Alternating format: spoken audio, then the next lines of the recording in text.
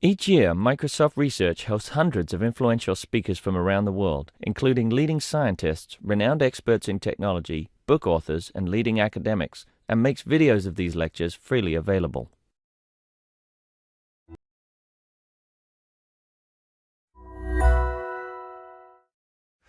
Thank you for the kind invitation to be here. I feel like a little bit of an interloper. I wouldn't necessarily describe myself as a machine learner. I'm probably a bit more of a sort of mainstream statistician. But I hope what I have to say has some interest to people who are who do consider themselves to be machine learners. So I'm going to be speaking about some very recent work. In fact, this whole area is very recent, recently emerging area. I think it's quite an exciting one. And I hope that maybe there are some people here who will think of other problems to which they might apply these sorts of techniques.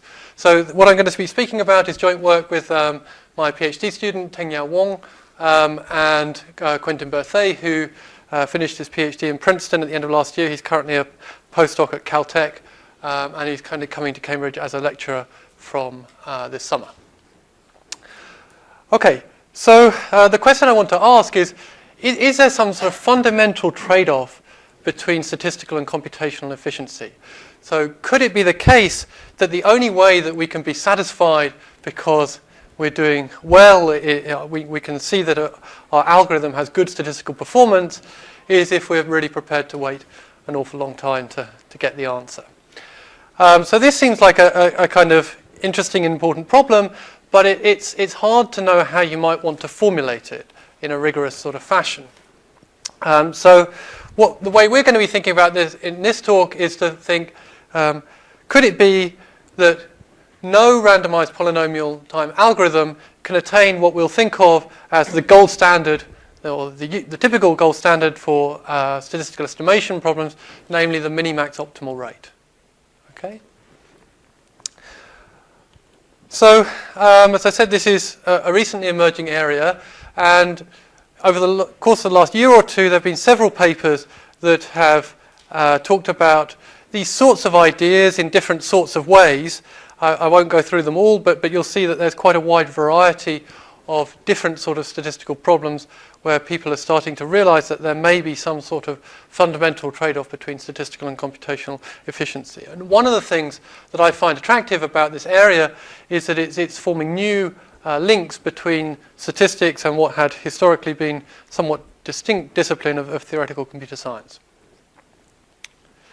Okay, so the context in which I'm going to be thinking about these statistical and computational trade-offs is one that should be fairly familiar to most people here, I assume, which is to think about principal component analysis. So this is one of the most widely used techniques in statistics for dimension reduction, and we're going to just recall how it works. So let's assume that we've got multivariate data, at least two-dimensional data, and I'm going to write curly P for the class of all distributions, probability distributions P, that have mean zero and a finite covariance matrix. Okay, so I'll write in decreasing order the eigenvalues of P, of the covariance matrix of P in this way. Notice that I've got a strict inequality for the first one here, so I'm assuming that there's an eigengap between the leading eigenvalue and the next biggest eigenvalue. And then what we call the principal component, or the first principal component, would be a unit length eigenvector corresponding to the largest eigenvalue. Okay? So all my eigenvectors in this talk are going to be unit length eigenvectors. And if we've got a sample of data from P, then we can try to estimate this first principal component in the obvious way, using the top eigenvector, or the eigenvector corresponding to the largest eigenvalue of the sample covariance matrix. And because I'm assuming that this distribution's got mean zero, I'm not bothering to subtract the sample mean here. Okay. And what may be reasonably well known, but perhaps not universally known, is that principal component analysis really breaks down in high-dimensional problems. So what do I mean by this? Well, let's think about setting up a loss function. So let's introduce the angle between the two vectors. This is the acute angle between unit vectors u and v. That's denoted by theta. And then L, the loss function, is just going to be the sine of that angle, and I can write it in different ways in terms of the inner product of these two vectors, or in terms of the Frobenius norm, the entry-wise 2 norm of these matrices, U transpose and VV transpose. Okay, and to understand this breakdown in a very simple context, let's suppose that my distribution is just a standard p-variate normal distribution, zero mean, and where the covariance matrix has got this sort of spiked structure. So it's not just the isotropic identity matrix, but we've got this theta, which is a measure of the signal-to-noise ratio, and then VV transpose, this rank 1 perturbation of the identity matrix here.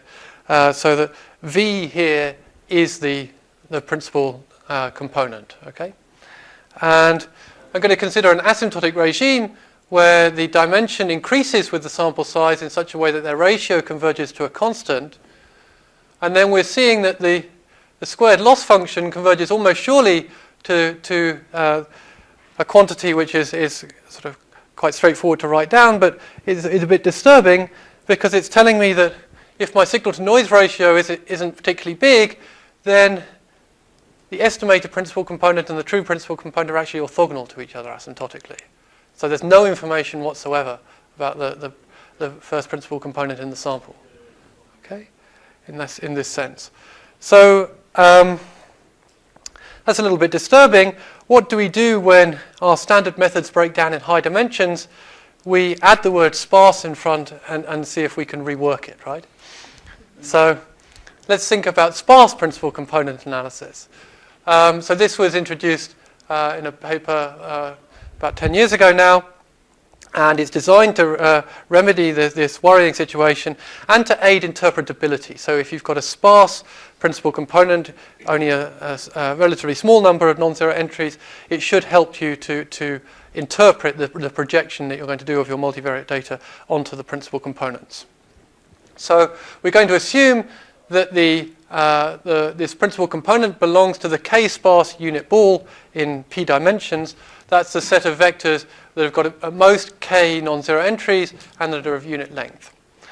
And really a lot of work has been done. I was a bit shocked when I looked at the literature and I found 11 different estimators of V1 of p that have been proposed in the literature. I'm not sure that there are so many other estimators that you could think of in other sorts of problems. But they fall into different categories. Some of them are designed to work for computational reasons, so they're designed to be quick, and others of them are designed to have good minimax properties over particularly either Gaussian or subgaussian classes. And we're going to be introducing our own classes to study sparse PCA. And we're going to depend on a particular condition which we call the restricted covariance concentration condition. It's a little bit involved, but not too bad. It just says that if I look at this directional variance and its sample counterpart, I'm asking for this directional variance to concentrate around its population version. Well, if I didn't have a sup here, this is just sort of standard parametric theory. It would tell me that this should converge at rate 1 over root n. But I want this to be uniform in all sparse directions. This is somehow exactly the right condition that you want in order for sparse PCA methods to work well. This is sort of, some of you might recognize this as a Bernstein type of concentration condition. And then a little bit of notation. I'll just write, I'll remove the n from this RCC P NLC if it satisfies a restricted covariance concentration condition for all sample sizes n, and if it satisfies it for all sparsity levels L, then I'll remove the L as well. And just so that you get a little bit more intuition for what this condition means, it's pretty straightforward to prove that every subgaussian distribution satisfies all of the restricted covariance concentration conditions just with a constant shift. Okay? A multiplicative constant shift. Okay, so what do we know about these minimax rates over these RCC classes? Well, the actual class of distributions I want to work with is a class of distributions that satisfy restricted covariance concentration conditions at two different sparsity levels, that's 2 and 2k, and the leading eigenvector, the first principal component, is k-sparse, and I've got this eigengap which is at least theta. So I'm saying the constant's at least 1. That's a scaling argument, tells me that I can do that. And then this theta is a sort of measure again of the signal-to-noise ratio in my problem. And how difficult is this problem? Well, in a sort of fairly wide regime of parameter values, there's a minimax lower bound, so a bound on how well any statistical procedure can do. And the most important aspect of this bound is this, don't worry too much about the ugly constant, it's the square root of k log p over n theta squared. Okay? That's what we think of as the minimax rate of convergence with respect to, or at least a minimax lower bound as I'm presenting it here, the minimax rate of convergence for this sparse PCA problem. Well, that's a lower bound on how well any statistical procedure could perform. Now I'm going to introduce a specific statistical procedure, and it's the most obvious one you could ever think of. I'm going to compute, I'll write this as the argmax, this is non-standard notation. Argmax just means the smallest element of the argmax in the lexicographic ordering. So it's just making a definitive choice of which element to choose. And so if I'm telling you that the first principal component is k-sparse, it's natural to try to maximize this sort of quadratic form over all k-sparse unit vectors. Okay? And if we have that this definition, then we're getting an upper bound on the supremum risk of this estimator that's of exactly the same order. So square root of k log p over n theta squared. And most of the time in statistics we'd say, right, the problem's solved, give up, go home. Okay? But the point I want to make is that if we actually want to compute this estimator, it's an absolute disaster, because we need to search through all the k by k submatrices of this p by p matrix sigma hat. So we've got p choose k different sparsity patterns we need to consider. It's absolutely hopeless super polynomial time algorithm. So as an alternative, as a more computable algorithm, we're just going to rewrite this optimization problem. We just write this as its trace, move the U transpose across, and then I can write it as a maximum over this class of matrices M belonging to the set of matrices that have got trace 1, rank 1, and at most k-squared non-zero entries. And this is called a semi-definite relaxation type of estimator. It's a fairly standard thing to do in these sorts of problems. So here's a formal description of the algorithm. I just compute the sample covariance matrix, and I look for an epsilon maximizer of this, not the L0 penalized version, but the L1 penalized version. So we're relaxing that to make a sort of convex optimization problem, and I compute the semi-definite programming estimator like this. Well, its computational complexity isn't great. It's still the worst case of these two things, but at least it's polynomial time. And for us, this means computable in some sense. But if we look at its risk bound that we get here, this is a specific instance of the algorithm with a specifically chosen value of lambda and epsilon, then the risk bound has not too bad a constant. But all of a sudden, we've gone from the square root of k log p over n theta squared to square root of k squared log p over n theta squared. So we're fundamentally losing something compared with the minimax rate of convergence. And at this point, you might say, well, is it just that my algorithm is bad, or is it that there is some fundamental limitation about algorithms that can be computed in polynomial time? And so the way that these that has emerged to try to show that there are these fundamental trade-offs between statistical and computational efficiency is to try to reduce problems to problems that are known to be hard in some sense in the theoretical and computer science literature. And one such problem is called the planted clique problem. So here we're thinking of blackboard bold G, M being the set of all undirected graphs with M vertices, and we put a planted clique in there. So we choose kappa of the vertices, we join all the edges between, in those kappa vertices, and we join all the other vertices with probability half independently. And the question is, can we locate the planted clique quickly? So here we go.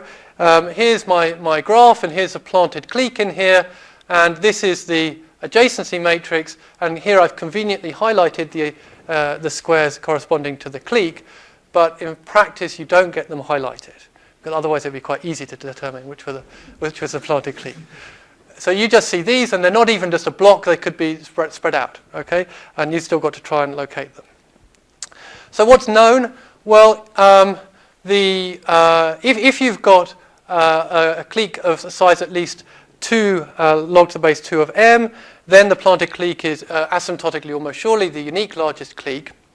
If you've got a really large clique size, i.e. bigger than constant times the square root of m log m, then it's really easy to identify the planted clique. You just have to look at the degrees of the vertices. So there's an order m squared algorithm. Just compute the degree of each vertex and take the kappa, the k largest largest degree vertices, and they're the ones in your planted clique. Well, you can do a bit better if you work really hard. In fact, so Allon et al. Came up with an algorithm, spectral base. It's not exactly it's sort of a bit clever. It's not just a standard spectral base method that says you can do this in c times the square root of m if you've got kappa being at least c times the square root of m for any c. But you need to be a little bit clever to get down to it for any c.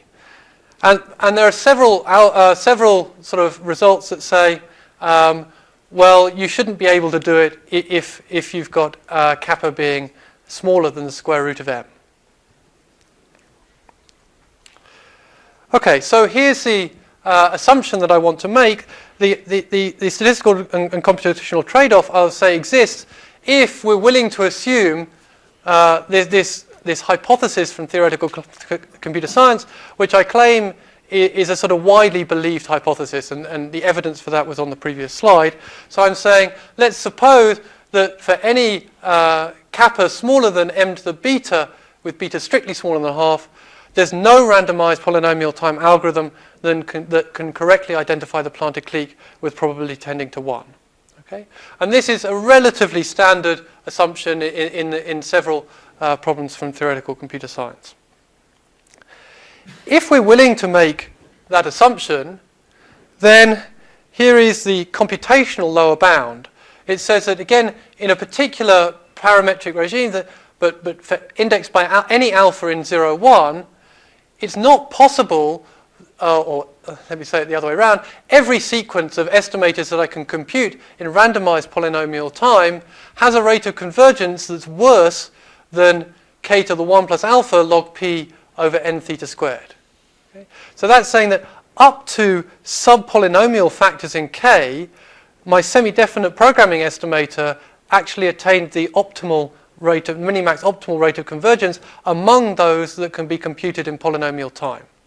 And there is this fundamental difference between the rates that you can get if you don't place any computational constraints on the procedure and the rates that can be attained if you insist that a procedure can be computed in polynomial time. So just to quickly wrap up, so we introduced some new classes of distributions for studying sparse PCA under this restricted covariance concentration condition, and we got the minimax rates of convergence, but found that the minimax upper bound could only be attained by a procedure that you could never actually compute on even moderately large data sets in practice. And that if you are willing to assume this planted clique hypothesis or assumption, then these rates of convergence you can get with randomized polynomial time algorithms are necessarily worse. So with that, I'll stop there, and thank you for your attention.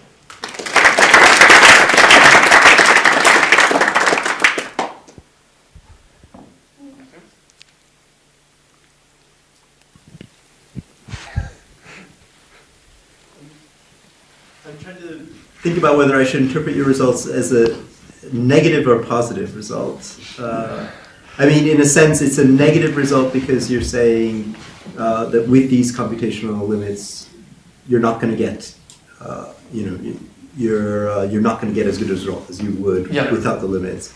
But you're also, if I got it right, you're saying that the STP method is going to be as good as essentially as good as you can get with the polynomial time algorithm. Yeah. So maybe that's a sort of positive recommendation. Yeah, I guess you could see it, but both of those are valid statements, I think.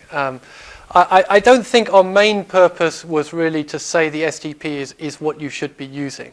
I think that the more surprising result is that there is this fundamental limitation in how well any computable estimator can do. So in that sense, maybe the negative outweighs the positive. But we're describing how things are rather than trying to place a judgment on them. Yeah. So I had a look into the theoretical computer science literature for my own work, and I came to the conclusion that from the practical perspective, knowing something has no f-press, has no fully polynomial randomised approximation scheme, is kind of practically useful because it stops you from trying to find the solution. But knowing it's polynomial time, you still might actually be practically not very useful at all. Yeah, well, I mean, even this algorithm I presented, it's not great, is it? P to the fifth. You know, it's not the sort of order you'd really like to have for an algorithm you'd want to advocate and implement. And maybe there are more refined results that one could look for in terms of the polynomial complexity. That would be really interesting. But I think that's a little way off so far. Yeah. Each year, Microsoft Research hosts hundreds of influential speakers from around the world, including leading scientists, renowned experts in technology, book authors, and leading academics, and makes videos of these lectures freely available.